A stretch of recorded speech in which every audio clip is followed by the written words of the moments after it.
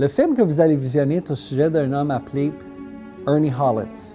L'histoire de la vie d'Ernie Hollins est racontée dans un livre intitulé « Hooked ou Accro » qui a été distribué à travers le monde en plusieurs langues. Lorsque Ernie avait 8 ans, sa mère lui a enseigné à voler et c'est devenu le mode normal de sa vie. Suite à un vol à main armée, la police s'est rendue à l'école de redressement où il était et a amené Ernie à un centre de détention pour garçons, duquel Ernie s'est évadé plusieurs fois. On le ramenait toujours et il y fut battu et abusé sexuellement de façon répétitive. Il développa donc une haine envahissante contre toute autorité. Ernie a passé plus de 25 ans en prison à travers le Canada et les États-Unis pour le vol, cambriolage de banque et 5 invasions de prison. Il a également été condamné à la prison pour tentative de meurtre d'un agent de police. Le propriétaire d'un magasin d'articles de sport est venu visiter Ernie pendant son séjour en prison et lui a dit que seul Dieu pouvait changer sa vie. Il a encouragé Ernie à accepter Jésus-Christ dans sa vie. Cet homme a souvent visité Ernie en prison et un jour, alors qu'il était dans sa cellule de prison, Ernie a donné son cœur et sa vie au Christ. Il a littéralement vu Jésus entrer dans sa cellule et lui dire « Ernie, je suis tellement content que tu n'as pas tué ce policier. Tout est effacé. » Dieu a utilisé Ernie qui racontait sa vie pour donner ses espoirs à des milliers de personnes à travers le monde. Écoutez Ernie partager une partie de son histoire en entrevue avec M. David Mains, animateur de l'émission de télévision canadienne intitulée 100 Huntley Street.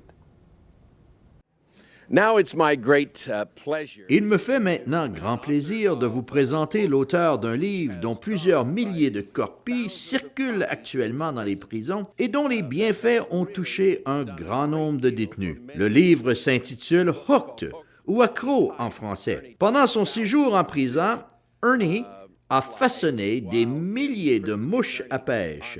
Voici la photo d'Ernie à cette époque-là. Il a passé 25 ans en prison. Mesdames et messieurs, aidez-moi à souhaiter la bienvenue au nouveau Ernie Hollins à notre émission de 100 Huntley.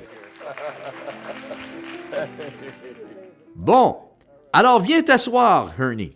Quand je t'ai rencontré la première fois, c'était à un camp dans la région de l'Outaouais. Et tu venais de sortir récemment de prison. C'était en 1976, ça faisait 5 à 6 mois que j'étais sorti. Et tu n'as pas dérogé depuis. Un jour, à 100 Huntley, tu as dit que tu désirais une famille toute faite. Et quelqu'un écoutait l'émission. C'était les enfants d'une veuve qui priaient « Seigneur, fais en sorte qu'Ernie devienne notre papa. » Oui, c'était à votre émission Crossroads. Avant 100 Huntley Street. Oui, c'était la veuve d'un pasteur pentecôtiste qui était décédé prématurément. Un jour, je faisais partie de votre émission et j'ai levé les bras vers le ciel en priant « Seigneur, je n'ai jamais été marié.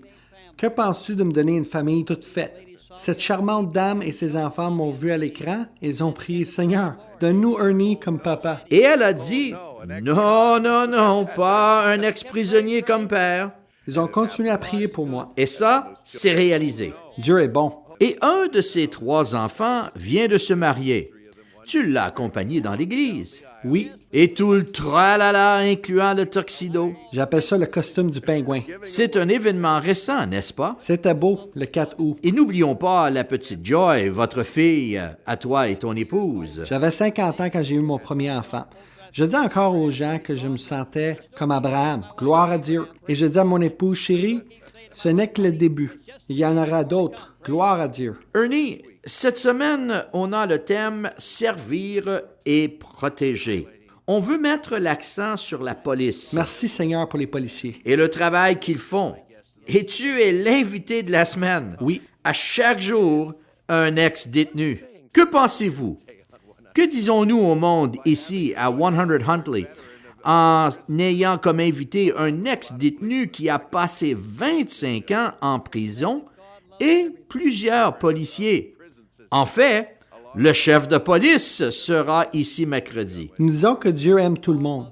Et laissez-moi vous dire, mesdames et messieurs, je remercie Dieu aujourd'hui pour nos policiers, car sans eux, vous ne pourriez jamais marcher les rues, circuler dans les grandes routes, aller à l'église, faire une marche. Vos enfants ne pourraient pas aller à l'école sans les policiers qui sont là. Ce serait une jungle. Mais tu n'as pas toujours... Meurtriers, tueurs et violeurs. Je remercie tellement Seigneur pour les policiers. Mais tu as contribué à cette jungle. Oui, oui. Tu sais, j'ai vu les manchettes. On te nommait le Canadien de... Desperado, dangereux. originaire de la Nouvelle-Écosse. De Halifax à Nouvelle-Écosse. Je me souviens de t'avoir entendu raconter que lorsque tu n'avais que 7 ou 8 8 ans et ans, demi. en fait, c'est ta mère qui t'a envoyé commettre un vol. Ma mère m'a amené magasiner au centre-ville. Elle tenait le sac d'achat et m'a enseigné à voler à l'âge de 8 ans et demi. Quand j'avais 12 ans, j'ai été placé dans une maison de redressement où je me faisais battre et abuser et on m'enfermait. Quand j'ai eu 15 ans, mon père m'a mis dehors de chez nous. J'étais en prison au moment de leur décès. J'ai commencé à cambrioler et à voler des autos. Je dormais dans les wagons de train, dans des voitures stationnées, dans les ruelles et des corridors. Je pleurais en dedans pour que quelqu'un me montre de l'amour, me serre dans ses bras ou m'embrasse, mais personne ne m'aimait. J'ai volé un fusil et je suis devenu voleur de banque, ce qui m'a amené à une tentative de meurtre en blessant un agent de police. J'ai voyagé à travers le Canada et les États-Unis, cambriolant les magasins de vin, les bijouteries et les épiceries. J'ai volé 5 banques seul. Je me suis évadé de prison 5 fois. Ils m'ont toujours rattrapé, ils m'ont toujours ramené en prison, en me pourchassant, en tirant sur moi le long des rues et des autoroutes, à travers les jardins du voisinage et dans les ruelles, toujours en tirant sur moi. Dans les années 50 à Détroit, on m'appelait le Desperado de Détroit. Et on me rattrapait toujours en me ramenant en prison. Éventuellement, j'ai passé un total de 25 ans dans les cellules de prison de haute sécurité, c'est-à-dire des pièces de 6 pieds de haut et 12 pieds de long. 25 ans de meurtre, d'attaques à coups de couteau, de tueries, d'homosexualité et de jeunes garçons qui se coupaient à l'aide de lames de rasoir, qui se coupaient le long des bras et le cou, des hommes qui criaient, qui pleuraient, qui se lamentaient toute la nuit, une émeute après l'autre. 25 ans de magazines pornographiques dégoûtants de photos de femmes nues. Fumant et buvant de la bière à la maison, jouant au poker, lisant des livres cochons et visionnant les films cochons à la télévision, ayant des pensées mal tournant, utilisant un langage grossier, faisant des choses sales, abusant de mon propre corps, j'étais sale. J'allais mourir dans cette cellule de prison. J'étais destiné à brûler en enfer dans les étangs du feu et je m'en foutais. Jusqu'à ce que... Connaissez-vous Grant Bailey de la ville de Pembroke? Oui, je le connais. Il avait entendu parler du fait que je faisais des mouches à pêche en Propriétaire prison. de magasin de sport. Il est là-haut maintenant. C'est devenu un magasin de livres chrétiens. Mais il est venu me voir. Il a conduit 6 heures jusqu'à Millhaven, la pire prison au Canada. Il m'a apporté ma première Bible à moi. C'était la version King James. En passant, à mon avis... Et c'est parce qu'il voulait acheter les mouches à pêche que tu façonnais. C'était la raison qu'il s'était intéressé à toi. Au début, oui. Mais quand il est venu me voir, il n'a pas acheté de mouches. Il m'a parlé de Jésus. Il s'est assis là, derrière la vitre, et m'a dit qu'il m'aimait. Et j'ai vu une larme couler de son œil et j'étais gêné. C'était un homme de 50 quelques années, assis devant moi. Il disait qu'il m'aimait et que Jésus m'aimait, et il allait se mettre à pleurer. J'étais tellement embarrassé que je voulais retourner dans ma cellule, mais cet homme de Dieu avait touché mon cœur. David, il est venu me voir à chaque mois pendant 18 mois. Il m'a apporté des livres chrétiens, des études bibliques, de la documentation et un lecteur de cassettes. Il m'a apporté de l'amour. Il m'a apporté l'Évangile de Jésus-Christ. Il a amené toute ma famille me visiter. Il a fait le voyage de 6 heures à chaque mois pendant 18 mois et Dieu a utilisé cet homme-là pour m'amener sur mes genoux. C'était à 2 heures du matin, le 12 mars 1975, dans ma cellule de prison Millhaven, que j'ai vu le Fils de Dieu, le Seigneur Jésus-Christ. Il est entré dans ma cellule, il m'a apparu. Il m'a touché l'épaule et a prononcé ces mots. « Maintenant, tu peux commencer à nouveau. » Il faisait comme ça. « Tes péchés sont tous pardonnés. » J'ai jeté mes bras dans les airs, j'ai confessé tous mes péchés, j'ai dit, je suis écœuré de cette cellule de prison, je suis écœuré de cette vie de coquerelle que je vis depuis si longtemps. Je crois, Jésus, que tu es le Fils de Dieu. Je t'accepte maintenant comme Seigneur et Sauveur. Sauve-moi, sauve-moi. Et un jour, permets-moi de sortir de cette cellule de prison et je te donnerai ma vie et j'utiliserai ma vie pour te servir. Et vous savez quoi? Il m'a sauvé. 25 ans de pensées vulgaires, de saloperies de mensonges, de fumage, de bruverie, de cambriolage. Tu vois, David, Dieu déteste le péché, mais il aime le pécheur. C'est ce que la Bible dit. Le lendemain matin, je suis sorti de cette cellule de prison de haute sécurité devant tous mes amis. Certains d'entre eux étaient des hommes dangereux. C'était des tueurs, des meurtriers, des durs à cuire. Maintenant, j'aime ces gars-là et je déteste leurs crimes. Mais je suis sorti en criant « Hallelujah! Gloire à Dieu, je suis sauvé! » Ils ont tous ri pensé de moi. un autre qui est parti. Ils ont dit « Bye bye, Ernie! » Le voilà, il est parti dans la maison des fous. On va l'amener à l'asile. Je m'en fous. Mais voici le plus grand miracle. La commission de libération conditionnelle m'a dit « Tu ne peux pas sortir, tu es un homme dangereux, tu es en prison depuis 25 ans, tu tires sur les policiers, tu voles les banques, tu t'es sauvé de prison 5 fois et 2 fois tu n'as pas respecté les conditions de ta libération conditionnelle. » Ils m'ont dit « Il n'y a pas de libération conditionnelle pour toi, tu es incorrigible. Libération conditionnelle refusée. » Mais tu sais quoi, David? J'ai un avocat à ma défense là-haut. Il n'a jamais perdu une cause. Veux-tu que je te raconte un miracle? Un vrai miracle, documenté en lettres majuscules. Écoutez bien, le 14 avril 1976, je suis sorti du pénitencier fédéral plusieurs années avant que ma peine soit purgée. Je suis sorti un homme libre, pas de libération conditionnelle, pas de pardon, libre. Et à ce jour, le gouvernement du Canada et d'Ottawa est incapable de confirmer qui est responsable de ma libération. Ils ne le savent pas. Les gens qui sont responsables de toutes les prisons ne peuvent pas me dire qui me laissait sortir. C'est un miracle. Et devinez qui m'a rencontré à la sortie. Grant Bailey. Monsieur Bailey. Et tous les membres de sa famille m'ont serré dans leurs bras et m'ont touché pour la première fois. Ils m'ont aimé et m'ont amené chez eux. Ils m'ont donné la première chambre à coucher que j'ai jamais eue. Ma première chambre à coucher. Monsieur Bailey m'a amené dans son magasin et m'a dit « Ernie, voici mon magasin d'articles de sport. Tu peux occuper le poste que tu veux. » Et j'ai pensé, Dieu aide-moi, pas un magasin d'articles de sport. Ah, les carabines! Savez-vous quel poste j'ai choisi? Plein de carabines, de fusils, de pistolets, de balles. Et devinez quel poste j'ai choisi?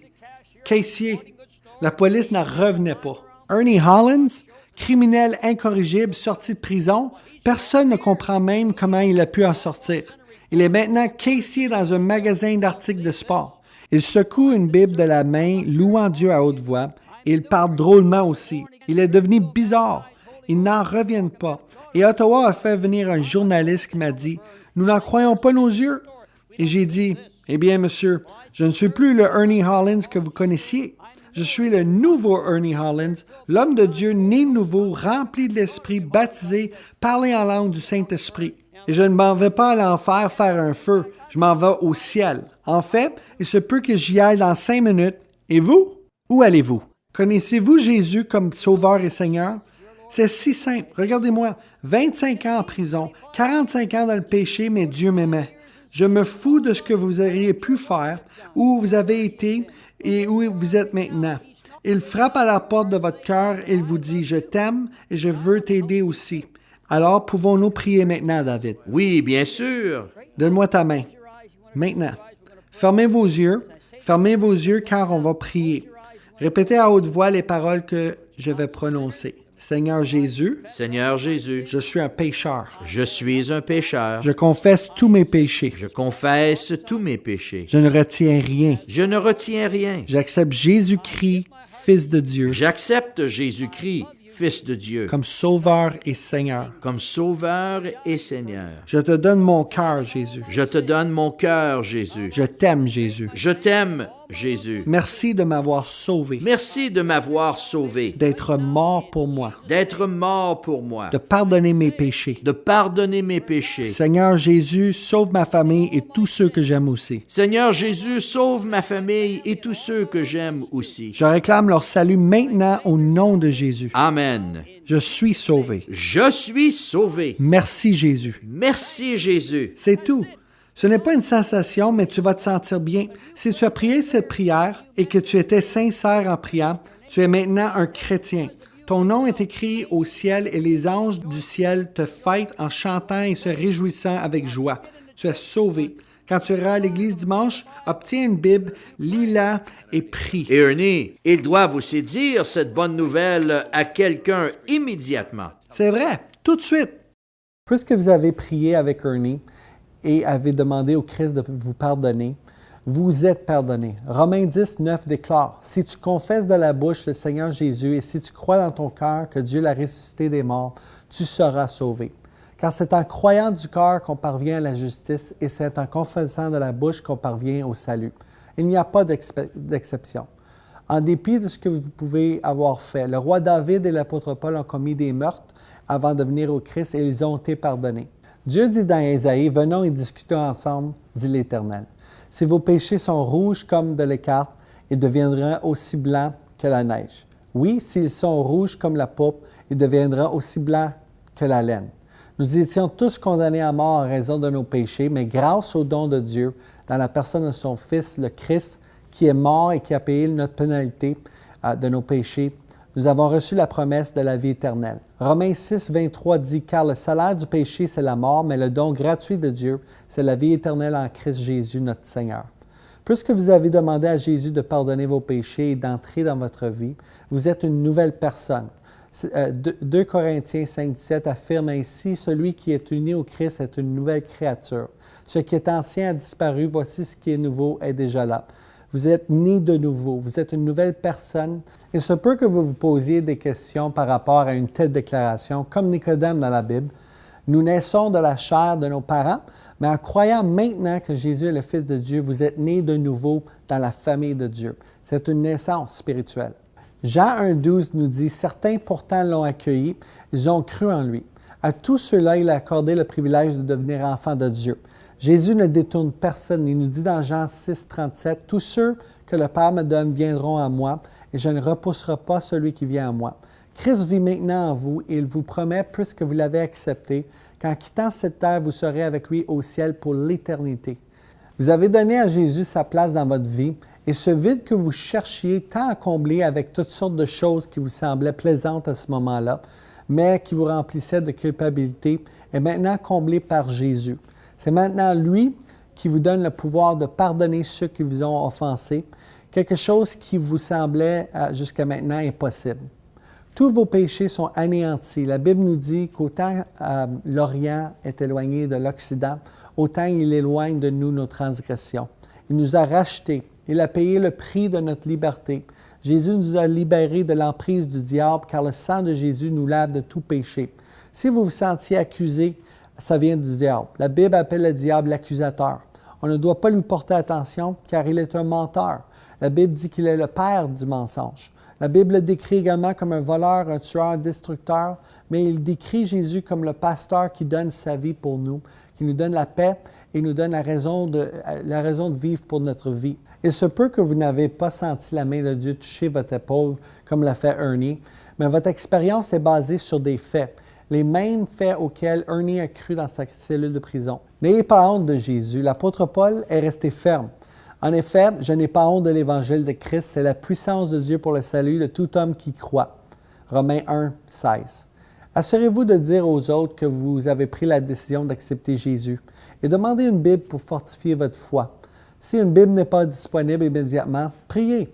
Prier consiste simplement à parler à Dieu comme vous le feriez avec une autre personne. Vous pouvez parler dans votre cœur, vous pouvez prononcer des paroles à haute voix. Vous pouvez prier n'importe où et n'importe quelle position. Demandez-lui seulement de vous conduire à la vérité. Si vous connaissez d'autres personnes près de vous qui ont pris cette même décision pour Christ, réunissez-vous avec eux. Vous pourrez donc vous encourager les uns les autres et grandir en lui.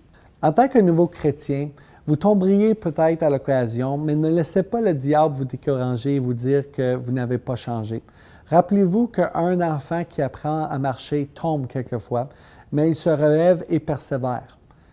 C'est la même chose pour vous. Si vous tombez, relevez-vous et continuez à marcher. Demandez à Jésus de vous aider. Jésus a dit dans Jean 1,9, « Si nous confessons nos péchés, il est fidèle et juste pour nous pardonner de tous nos péchés, mais aussi de nous purifier de tout mal. » Bientôt, vous tombez moins souvent et votre marche avec Jésus sera plus solide. Souvenez-vous que vous pouvez faire appel à Jésus à un souffle, puisque Christ vit maintenant en vous. Gardez vos prières simples et directes. Le disciple Pierre a crié « Seigneur, sauve-moi » et Christ l'a sauvé. Matthieu 14, 30. Il est important de garder nos yeux sur Jésus et non sur les circonstances qui nous entourent. Évitez les endroits où les personnes peuvent vous mener à la tentation ou vous détourner de votre foi en Jésus. On est averti dans le psaume 1.1 de ne pas marcher selon le conseil des méchants ou de ceux qui se moquent de notre marche avec Dieu. Confie-toi à l'Éternel de tout ton cœur et ne t'appuie pas sur ton intelligence. Reconnais-le dans toutes tes voies et il rendra tes sentiers droits. nous dit Proverbe 3, 5 à 6. Dieu nous prend où nous sommes et il marche avec nous à travers nos joies et nos peines. Rien ne peut nous séparer de l'amour de Dieu et nous sommes plus que vainqueurs par Jésus-Christ, notre Sauveur et Seigneur. Que la riche bénédiction de l'Éternel soit la vôtre tout au long de votre marche avec lui.